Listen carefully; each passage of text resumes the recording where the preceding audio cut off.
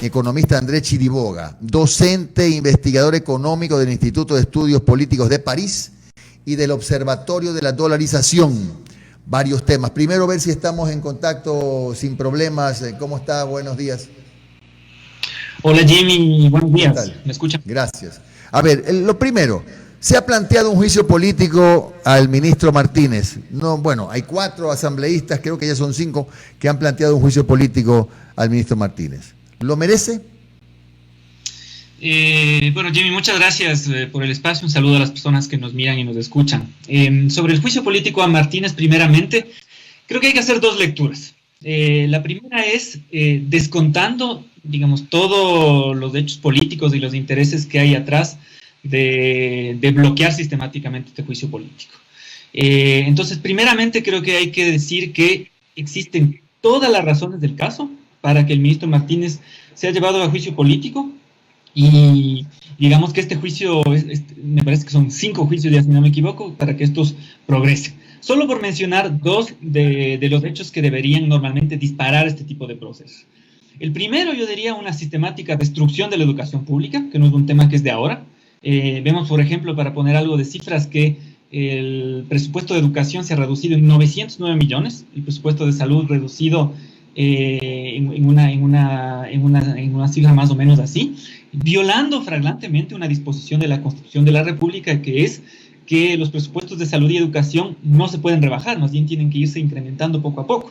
Revisen ustedes artículo 165 de la Constitución, transitorias 18, 22, ahí está toda la información. Entonces, flagrantemente, el gobierno, y en este caso el ministro de las Platas, el ministro que gestiona los recursos públicos, están incurriendo en una violación.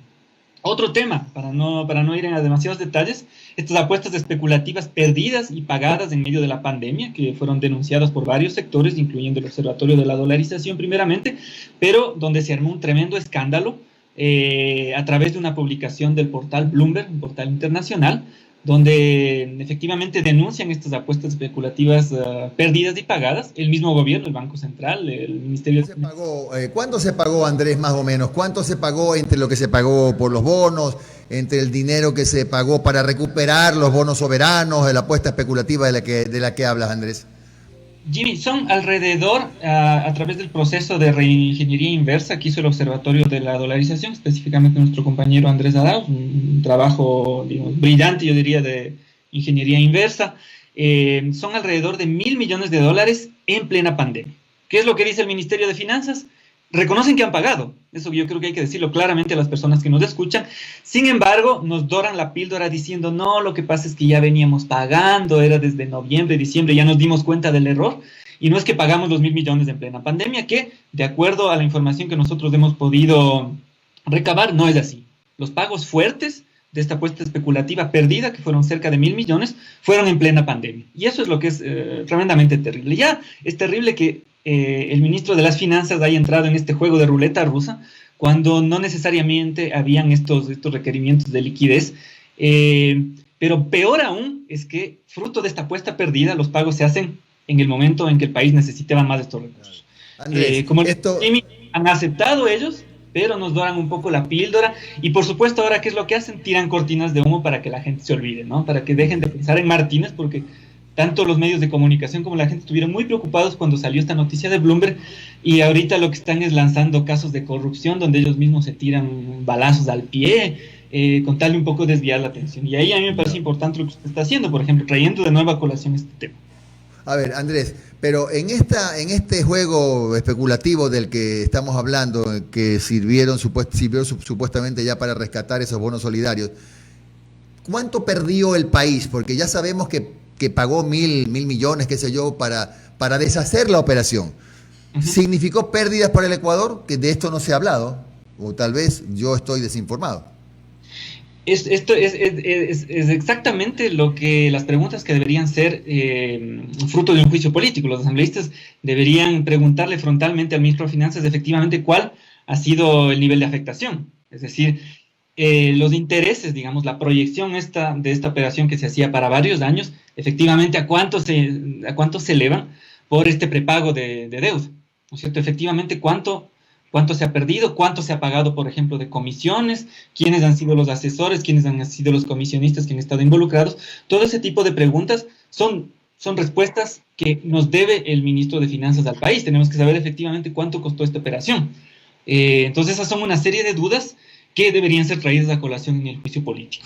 Por Ahora, costo de oportunidad, Jimmy, por supuesto. O sea, imagínense lo que es pagar $1.000 millones en media pandemia por una operación crediticia totalmente especulativa. Entonces ya usted ve el impacto ahí. O sea, si estamos hablando de... perdón, los 1.000 millones no están incluyendo los 350 millones de los bonos, ¿no? Es aparte. No, ese es el pago de deuda que lo anunciaron meses atrás los voceros de gobierno, que es un pago de deuda. Incluso si ustedes revisan las estadísticas del Banco Central, los movimientos de la Reserva Internacional, una cosa es pago de deuda y estos llamados al margen, digamos, estas operaciones especulativas, se registran como otros desembolsos del sector público hacia el exterior. Además tienen afectaciones a la Reserva Internacional. Entonces justamente eso despertó la duda. ¿Por qué están pagando tanta plata en este momento? Y la investigación, luego ratificada por los propios voceros del gobierno, por el Banco Central, es que efectivamente hicieron esos pagos. Entonces, ¿Qué pasa ahora en agosto, Andrés? ¿Qué pasa ahora en agosto donde, no sé, yo sí me acuerdo que hay que pagar como 850 millones de dólares más para honrar la deuda? ¿O eso ya se renegoció? No sé. Hay una renegociación, hubo un proceso de renegociación, Jimmy, que lo anunció también el ministro de Finanzas, donde efectivamente lograron, para ponerlo en términos sencillos, patear un poco de los pagos que tenían que hacer. Sin embargo, han venido haciendo pagados ya de deuda externa. Ya no estamos hablando de las apuestas especulativas con Goldman Sachs y con Credit Suisse, sino ya efectivamente del servicio de deuda privada, es decir, la deuda que tiene que pagar el Ecuador a Wall Street, si ustedes quieren. Entonces, fruto de esa renegociación, lo que el gobierno ecuatoriano ha seguido haciendo algunos pagos durante estos meses. Entonces eso es lo que nosotros le reclamamos, le llamamos la atención al gobierno. No decimos que no tienen que entrar en un proceso de renegociación, por supuesto que tienen que hacerlo, pero por ejemplo, posturas de otros países han sido, durante los 3 meses graves de la crisis no pagamos nada. Y los inversionistas de Wall Street, que evidentemente hacen sus inversiones pudiendo ganar o pudiendo perder, ellos tienen que asumir ese riesgo.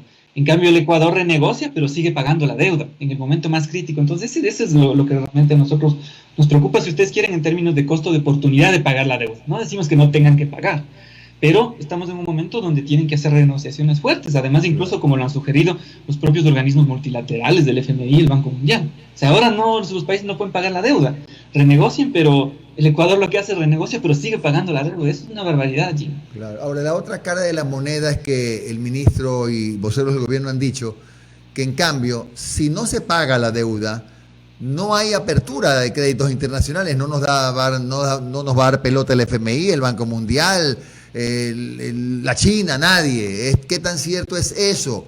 O no sé si la referencia no sea la correcta, o puede pasar lo que le está pasando a Argentina, que está teniendo dificultades para renegociar porque no paga. Jimmy, a ver, esta noción de que si es que no pagamos la deuda privada, ¿no es cierto?, la deuda con Wall Street, no nos va a abrir las puertas, sobre todo a los créditos con los organismos multilaterales, es una mentira de patas cortas, porque además el gobierno ya ha recibido recursos del Banco Mundial, del Fondo Monetario Internacional. Además, es deuda privada, son dos tipos diferentes de deuda. Los organismos multilaterales no están exigiendo que le paguen la deuda a Wall Street para ellos desembolsar los recursos que buenamente puedan. La deuda con China que usted menciona, por ejemplo, es deuda de país a país. Digamos, no hay ningún vínculo con el tipo de deuda privada. Ahora bien, por supuesto, el mercado de deuda privada, con el riesgo país en la situación actual que vive el Ecuador y todo el mundo, evidentemente está cerrado. Pero si hablamos del acceso a créditos contingentes, a créditos de emergencia, a créditos bilaterales como lo que se está negociando con China, no tiene nada que ver con la deuda con Wall Street. Claro. Por favor, yo pienso ahí que consulten nuestra inteligencia sencillamente. O sea, ahí, incluso en el Ecuador mismo hay antecedentes de que hemos accedido a recursos luego de que el Ecuador hizo un proceso de default y de renegociación la deuda. De todas maneras, el Ecuador volvió a acceder a recursos multilaterales, de país a país, e incluso finalmente a los mercados internacionales privados. Ahora, aquí en este espacio hemos entrevistado a economistas ortodoxos, heterodoxos y todos los doxos que quiera.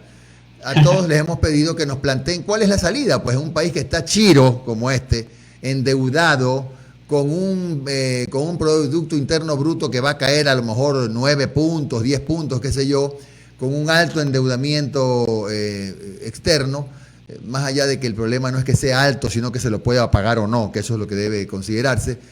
¿Cuál es la salida a la crisis? ¿Seguir reduciendo el tamaño del Estado? ¿Seguir echando gente a la calle? ¿Cómo se reactiva la economía en este escenario tan triste, Andrés?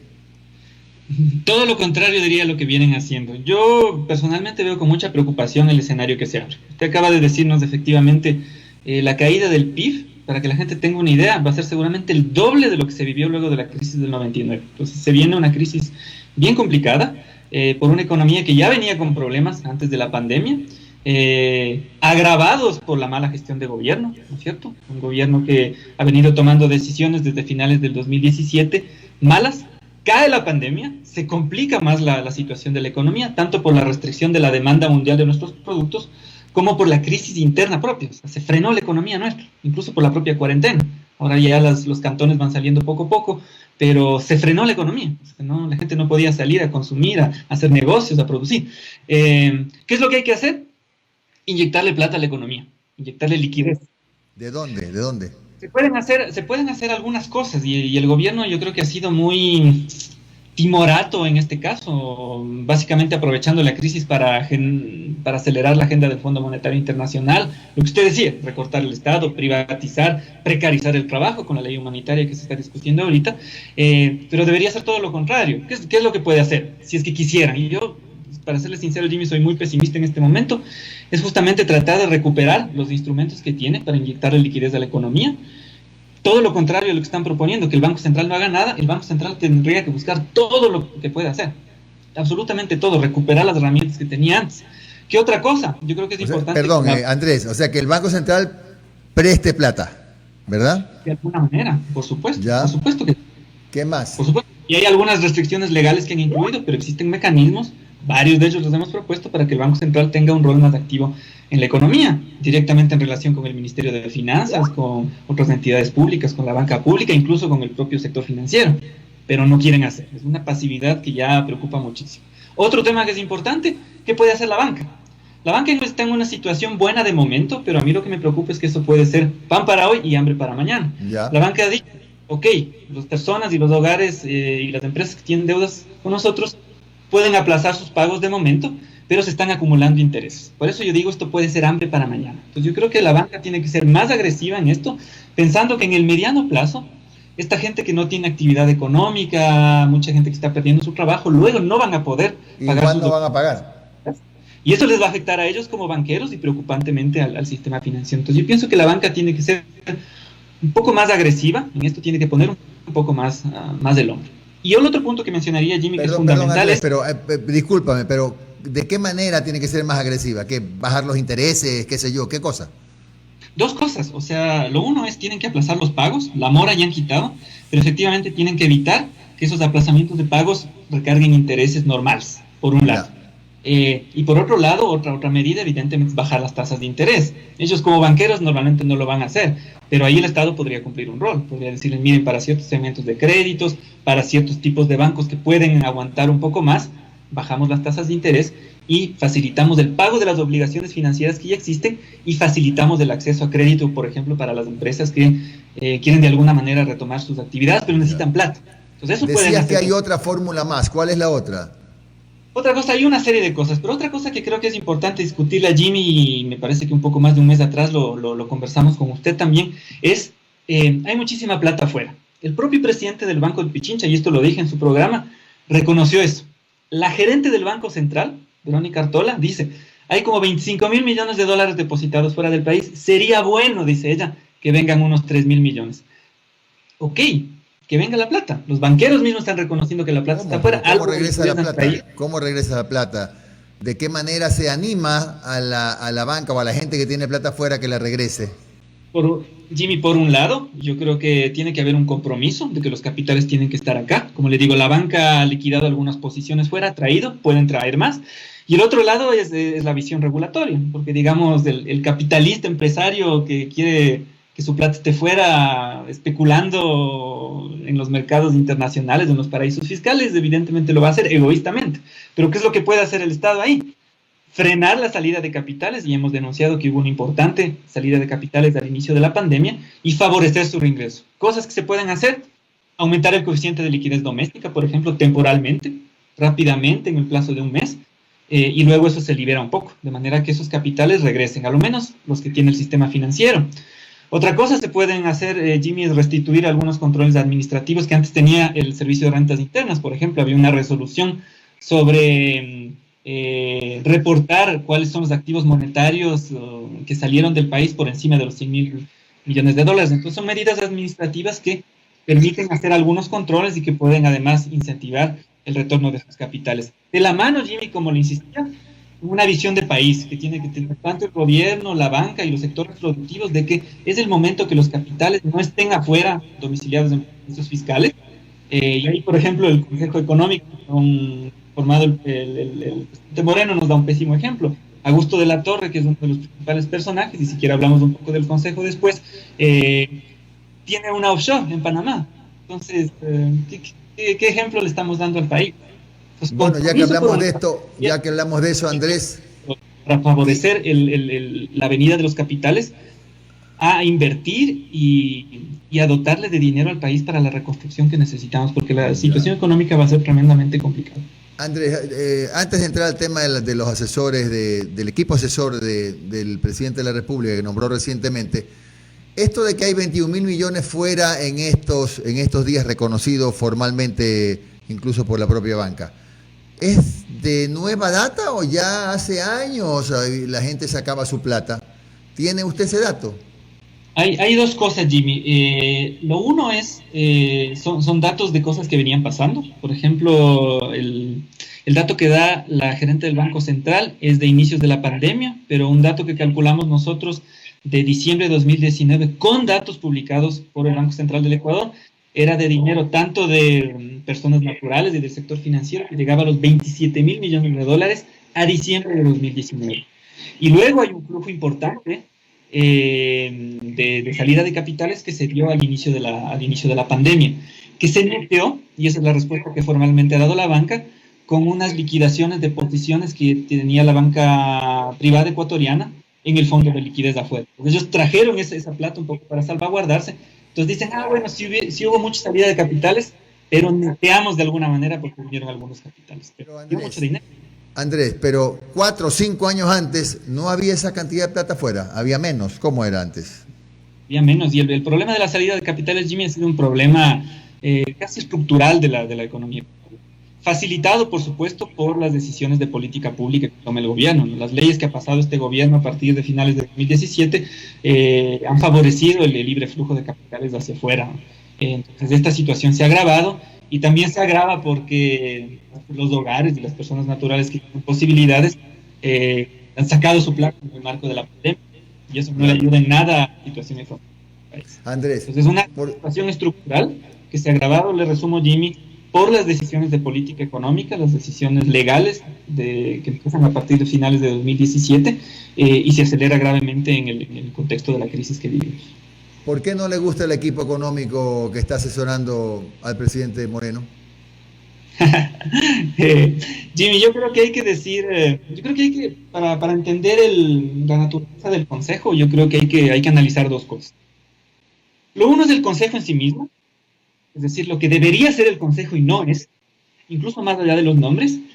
Y lo otro que creo que hay que hacer, Jimmy, es hablar específicamente de los nombres, de los integrantes, pero no necesariamente a ir viendo el currículum, la hoja de vida de cada uno y qué me gusta, qué no me gusta, pero sobre todo ver cómo la integración del consejo nos permite leer el estado de las relaciones del gobierno con el FMI y con los grupos económicos de poder que están cerca o lejos del gobierno.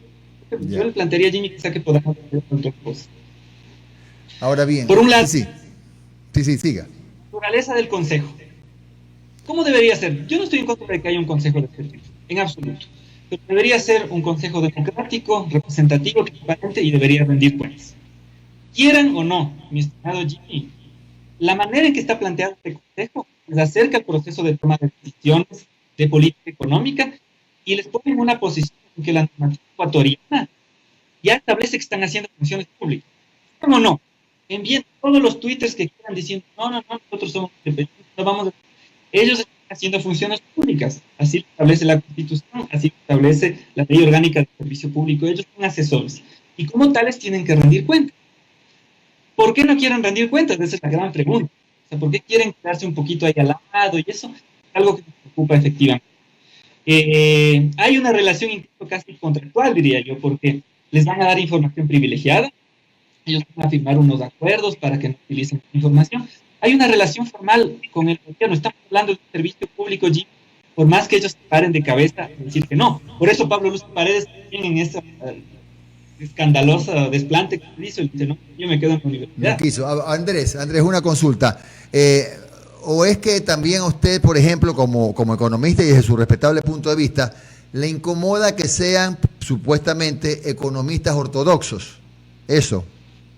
No hay ningún problema, Jimmy, en que sean economistas ortodoxos. Es más, lo deseable, me parece, es que sería un consejo bien amplio, donde hayan diferentes puntos de vista, por supuesto. Además, Jimmy, esta idea de los consejos, primero, termina siendo una copia mal hecha del Consejo de Asesores Económicos de Estados Unidos, que es un consejo de entre una y tres personas que rinde cuentas, que está formado formalmente, etcétera. Pero también nuestra propia normativa allí establece la existencia de este tipo de consejos, ¿no es cierto? La ley de participación. Una cosita rápida, una cosita, perdona la interrupción, Andrés. Hagamos lo posible por no mover mucho las manos, porque eso parece mentira, pero entrecorta la señal, ¿eh? Vamos amarrando las manos, Andrés. Ya, continúe. No solo se ve feo, sino que corta el internet. Bueno, continúe entonces. No hay ningún problema, trataré de hacerlo menos. Entonces, ¿qué es lo que decía?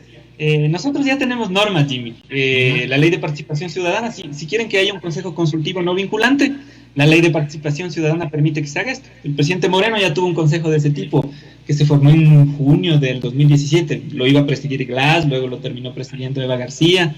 El mismo Código Monetario, Jimmy, establece que existe un consejo consultivo en materia económica, que debe estar debidamente normado por la Junta Monetaria, que es una cosa que no se estableció, ni siquiera el gobierno anterior lo hizo. Entonces, en ese marco debería crearse un consejo plural, amplio. ¿Qué es lo que dice, por ejemplo, Jimmy, el Código Monetario y Financiero? Que en ese consejo consultivo deberían estar representados adecuadamente los diferentes sectores económicos, la industria, las finanzas, la economía popular y solidaria, la academia. Entonces, hagamos un consejo económico así. Pero hay paso al segundo punto que le proponía que hagamos, que es, digamos, ¿qué significan estos cuatro caballeros? Es una lectura que yo menos hago.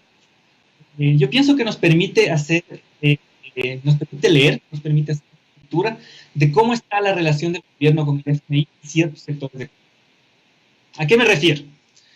Me refiero básicamente a tres cosas que hay. El primer rol que me parece que este consejo es, de alguna manera, apuntalar la relación que tiene el gobierno con el FMI. Puede ser, por un lado, sostener al ministro Martínez, que de todas maneras le ha hecho bien los deberes al FMI, pero incorporar unos actores que serán vistos con buenos ojos. Especialmente yo estoy pensando en el punto de la torre frente al gobierno. Yo creo que al FMI le va bien que ellos aparezcan, asomen un poco en escena. El portal Bloomberg, que denunció el tema de las fuentes especulativas, ahora justamente lo que dice es, por un lado le apuntalan, pero por otro lado capaz es el primer paso para canjear los juicios. Andrés, tenemos ya, ahora sí, ya muchas dificultades con la señal. El punto 3 lo tenemos que dejar en reserva para una próxima conversación, porque la señal está en muy malas condiciones. En todo caso, escuchamos casi todo muy bien de la última parte y nos reservamos pues para seguir conversando en una próxima entrevista. Lamentablemente se entrecortaba mucho. Gracias a Andrés Chiriboga por estos minutos de su valioso tiempo. Son las 9 de la mañana con 5 minutos, 9 con 6 minutos, y nosotros seguimos por acá disculpándonos de nuevo con don Andrés Chiriboga.